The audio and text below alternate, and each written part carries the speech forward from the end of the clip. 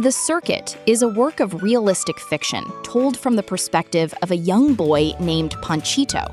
It chronicles the experiences of a family of migrant farm workers as they move across California, following the seasonal cycle of crop harvests. In the context of the reading workshop, the story serves to teach students how to identify first-person point of view, analyze the traits of realistic fiction, and understand how the narrator's perspective influences the reader's emotional connection to the text. The story is rooted in the history of braceros, Mexican laborers, who worked in the United States. It highlights the socioeconomic challenges faced by these families, including grueling physical labor, poverty, and the constant disruption of children's education. Timeline. Late August. The strawberry season ends. The family finishes their work for Ito, the sharecropper. September. The family moves to Fresno to begin the grape harvest. September to October. The family works in the vineyards under extreme heat. November. The grape season ends, allowing Panchito to finally enroll in the 6th grade. End of story. Just as school life begins to stabilize, the circuit continues as the family prepares for the next move. Agricultural labor camps. The family moves between temporary housing, including a small shack and a worn-out, windowless garage provided by a farmer named Sullivan. The fields. The settings are often harsh, characterized by 100-degree heat, buzzing insects, and hot, dry dust. The school. A place of both anxiety and hope, specifically the 6th grade classroom of Mr. Lema. Key characters. Panchito, the narrator, a sensitive and hardworking boy who experiences a lump in his throat every time the family must move. Papa, the stoic head of the family, who is very proud of his car and carefully tracks the family's earnings. Mama, a supportive figure who manages the household and prizes her mi olla, her pot. Roberto, Panchito's older brother, who shares the burden of labor and must sacrifice more school time than Panchito. Mr. Lema, a kind 6th grade teacher who becomes Panchito's best friend at school and offers to teach him the trumpet. Narrative themes. The cycle of transience. The circuit represents the repetitive and exhausting nature of moving. The cardboard boxes serve as a recurring symbol of this instability. Education as an aspiration. Panchito deeply values school, but his education is constantly interrupted by the need to work. He and his brother Roberto must even hide in the vineyards from the school bus to avoid trouble for not attending. Family resilience. Despite their hardships, the family takes pride in their few possessions, such as Papa's carcachita, an old black Plymouth, and Mama's dented galvanized pot. Plot structure. Exposition. The strawberry season ends, and Panchito sees the dreaded cardboard boxes, signaling another move. Rising action. The family relocates to Fresno, finds work with Mr. Sullivan, and endures the physical toll of picking grapes in the summer heat. Climax. After months of labor, Panchito finally enters school in November and finds a mentor in Mr. Lema, who promises to teach him music. Falling action and resolution. Panchito returns home full of hope and excitement, only to find the cardboard boxes packed once again, signifying that the circuit has restarted. Let's read the text together. It was that time of year again. Ito, the strawberry sharecropper, did not smile. It was natural. The peak of the strawberry season was over, and the last few days the workers, most of them braceros, were not picking as many boxes as they had during the months of June and July. As the last days of August disappeared, so did the number of braceros. Sunday, only one, the best picker, came to work. I liked him. Sometimes we talked during our half-hour lunch break. That is how I found out he was from Jalisco, the same state in Mexico my family was from. That Sunday was the last time I saw him. When the sun had tired and sunk behind the mountains, Ito signaled us that it was time to go home. "Ya es hora," he yelled in his broken Spanish. Those were the words I waited for 12 hours a day, every day, 7 days a week, week after week, and the thought of not hearing them again saddened me. As we drove home, Papa did not say a word. With both hands on the wheel, he stared at the dirt road. My older brother, Roberto, was also silent. He leaned his head back and closed his eyes. Once in a while, he cleared from his throat the dust that blew in from outside. Yes, it was that time of year. When I opened the front door to the shack, I stopped. Everything we owned was neatly packed in cardboard boxes. Suddenly, I felt even more the weight of hours, days, weeks, and months of work. I sat down on a box. The thought of having to move to Fresno and knowing what was in store for me there brought tears to my eyes. That night, I could not sleep. I lay in bed thinking about how much I hated this move.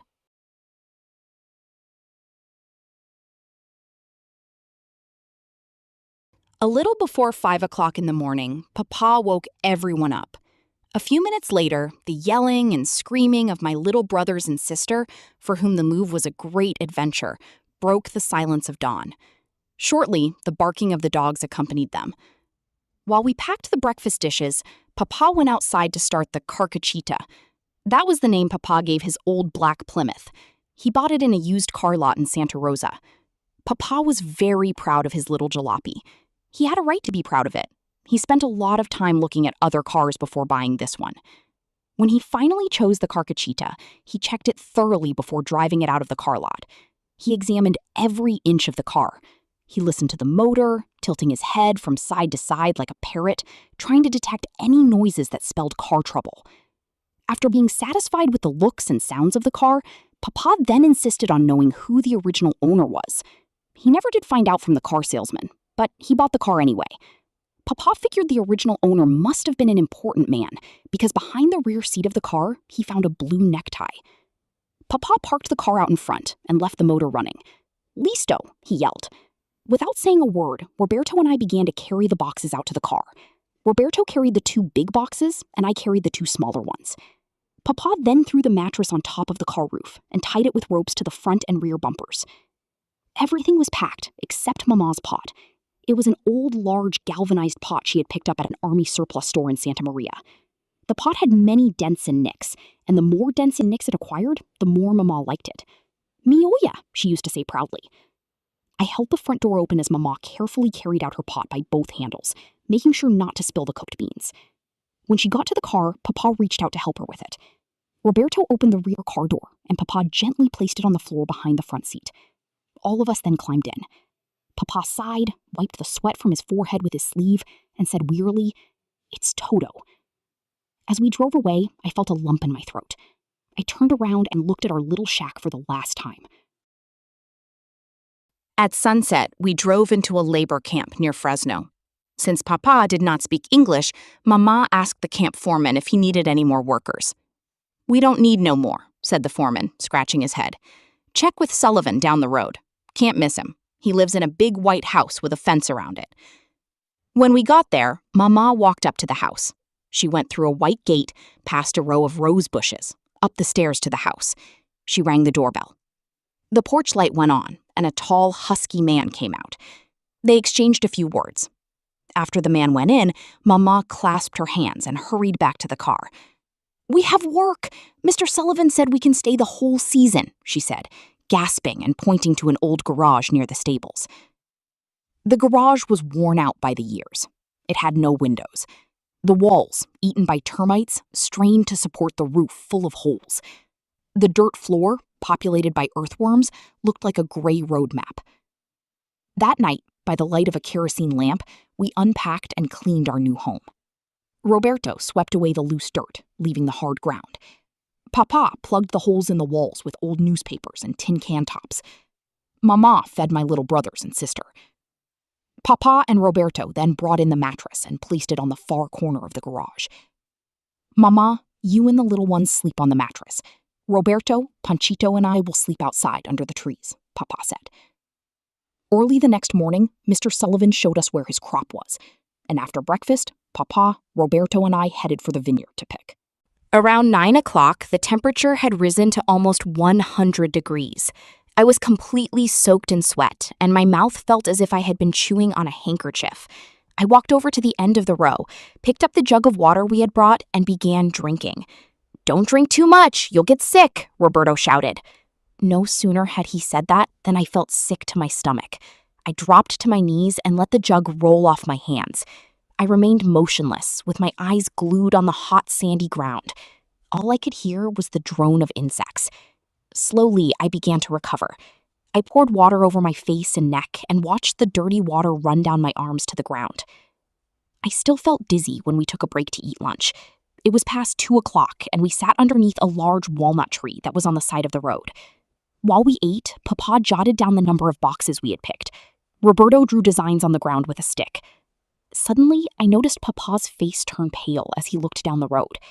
"Here comes the school bus," he whispered loudly in alarm. Instinctively, Roberto and I ran and hid in the vineyards. We did not want to get in trouble for not going to school.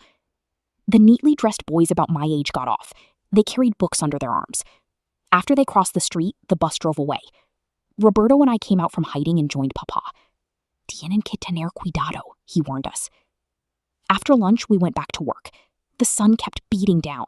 The buzzing insects, the wet sweat, and the hot, dry dust made the afternoon seem to last forever. Finally, the mountains around the valley reached out and swallowed the sun. Within an hour, it was too dark to continue picking. The vines blanketed the grapes, making it difficult to see the bunches. "Vámonos," said Papa, signaling to us that it was time to quit work. Papa then took a pencil and began to figure out how much we had earned our first day. He wrote down numbers, crossed some out, wrote down some more. "15," he murmured.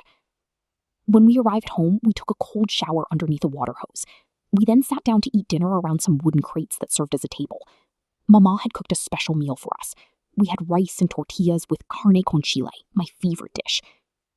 The next morning, I could hardly move. My body ached all over.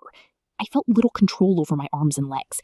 This feeling went on every morning for days, until my muscles finally got used to the work. It was Monday, the first week of November. The grape season was over, and I could now go to school.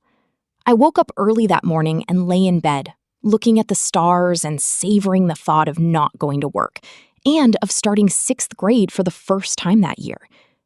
Since I could not sleep, I decided to get up and join Papa and Roberto at breakfast. I sat at the table across from Roberto, but I kept my head down. I did not want to look up and face him. I knew he was sad. He was not going to school today. He was not going tomorrow, or next week, or next month. He would not go until the cotton season was over, and that was sometime in February. I rubbed my hands together and watched the dry, acid-stained skin fall to the floor in little rolls. When Papa and Roberto left for work, I felt relief. I walked to the top of a small grade next to the shack and watched the carcachita disappear in the distance in a cloud of dust. 2 hours later, around 8 o'clock, I stood by the side of the road waiting for school bus number 20. When it arrived, I climbed in. Everyone was busy either talking or yelling. I sat in an empty seat in the back. When the bus stopped in front of the school, I felt very nervous. I looked out the bus window and saw boys and girls carrying books under their arms. I put my hands in my pant pockets and walked to the principal's office. When I entered, I heard a woman's voice say, "May I help you?" I was startled. I had not heard English for months. For a few seconds, I remained speechless. I looked at the lady who waited for an answer. My first instinct was to answer her in Spanish, but I held back. Finally, after struggling for English words, I managed to tell her that I wanted to enroll in the 6th grade. After answering many questions, I was led to the classroom. Mr. Lema, the 6th grade teacher, greeted me and assigned me a desk. He then introduced me to the class. I was so nervous and scared at that moment when everyone's eyes were on me that I wished I were with Papa and Roberto picking cotton. After taking roll, Mr. Lema gave the class the assignment for the first hour. "The first thing we have to do this morning is finish reading the story we began yesterday," he said enthusiastically. He walked up to me, handed me an English book, and asked me to read. "We are on page 125, he politely said. When I heard this, I felt my blood rush to my head. I felt dizzy. "Would you like to read?" he asked hesitantly. I opened the book to page 125. My mouth was dry. My eyes began to water. I could not begin. "You can read later," Mr. Lema said understandingly. During recess, I went into the restroom and opened my English book to page 125. I began to read in a low voice, pretending I was in class. There were many words I did not know. I closed the book and headed back to the classroom. Mr. Lema was sitting at his desk correcting papers. When I entered, he looked up at me and smiled. I felt better. I walked up to him and asked if he could help me with the new words. Gladly, he said.